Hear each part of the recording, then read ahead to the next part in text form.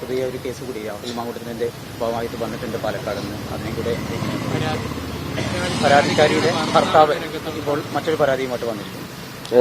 ഞാനതിന്റെ വാർത്തകൾ കണ്ടിട്ടില്ല.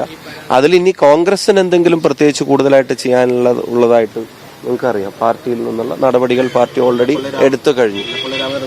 വടകര മേഖലയിൽ പോസ്റ്ററുകൾ പ്രത്യക്ഷപ്പെടുന്നു. മത്സരിക്കാനില്ലെന്ന് പറഞ്ഞു. മുതിർന്ന നേതാക്കളൊക്കെ തന്നെ ഈ തെരഞ്ഞെടുപ്പിന്റെ ചർച്ചകളിലെ വിവാദങ്ങളൊക്കെ പോകുന്നുണ്ട്. മുല്ലപ്പള്ളിക്കെതിരെ പോസ്റ്ററൊക്കെ ഇറങ്ങിയിട്ടുണ്ട്. കോൺഗ്രസ് പ്രവർത്തകരാരും അങ്ങനെ പോസ്റ്ററും വിവാദങ്ങളൊന്നും അത്തരം കാര്യങ്ങൾ ഉണ്ടാക്കുന്നില്ല. ഞങ്ങളെ സംബന്ധിച്ചിടത്തോളം ജനങ്ങൾ ഈ ഗവൺമെന്റിൽ നിന്ന് ആഗ്രഹിക്കുന്ന മോചനം അത് സാധ്യമാക്കാനുള്ള എല്ലാ പോസിറ്റീവായിട്ടുള്ള കാര്യങ്ങളും ചെയ്യുക എന്നുള്ളതാണ്. എക്സ് ഓർ വൈ അതിൽ ഏറ്റവും അർഹമായ, ഏറ്റവും വിജയസാധ്യതയുള്ള, ഏറ്റവും യോഗ്യരായിട്ടുള്ള ആളുകളെ ഒരേ മനസ്സോടെ കണ്ടെത്തി അതിന്റെ പ്രവർത്തനങ്ങളിൽ ഏർപ്പെടുക എന്നുള്ളതാണ്. SIR ഉൾപ്പെടെ ഇപ്പോഴും ഒരു ഭീഷണിയായിട്ട് നിൽക്കുന്ന ജനാധിപത്യ അവകാശം വിനിയോഗിക്കുന്ന കാര്യത്തിൽ ബോധപൂർവമെന്ന് സംശയിക്കുന്ന തരത്തിൽ ചില ഡാറ്റാസ് പുറത്തു വന്ന് നമുക്ക് എല്ലാവർക്കും അറിയാം. അത്തരം കാര്യങ്ങളെ ഫീൽഡിൽ നിന്ന് പരിഹരിക്കുക എന്നുള്ളതാണ്. ഇന്നാളെയും മറ്റന്നാളുമായിട്ട് പാർട്ടിയുടെ ക്യാമ്പ് നടക്കുക.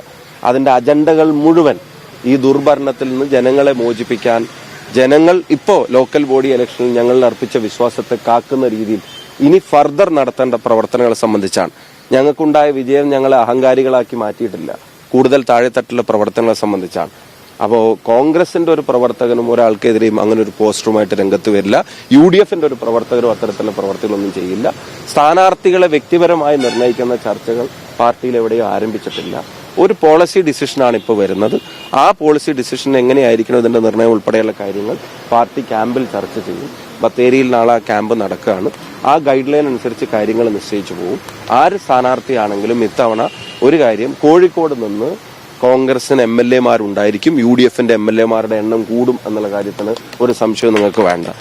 അതിന് ഞങ്ങളെല്ലാവരും കൂടെ ഒരുമിച്ച് നിന്ന് പ്രവർത്തിക്കും, മുന്നോട്ട് പോകും. ഉള്ളതായിട്ട് ഇതുവരെ ഒരു അറിയിപ്പോ ആർക്കും കിട്ടിയിട്ടില്ല. അങ്ങനെ മത്സരിക്കാനുള്ള ഒരു നിർദ്ദേശമൊന്നും ഒരു MP-ക്കും വന്നതായിട്ട് ഞങ്ങൾക്ക് ആർക്കും അറിവില്ല. പാർട്ടി അതിനകത്തൊരു